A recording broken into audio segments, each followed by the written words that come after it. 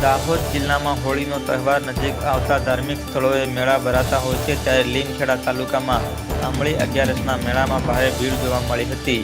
મળતી માહિતી મુજબ દાહોદ જિલ્લામાં હોળીનો તહેવાર નજીક આવતા ધાર્મિક સ્થળોએ મેળા ભરાતા હોય છે, ત્યારે આજે આંબળી અગિયારસના દિવસે ઘણી જગ્યાએ મેળા ભરાયા હતા. ત્યારે લીમખેડા તાલુકામાં હસ્તેશ્વર મંદિરે અગિયારસનો મેળો જોવા આજુબાજુના લોકો ઉમટી પડ્યા હતા.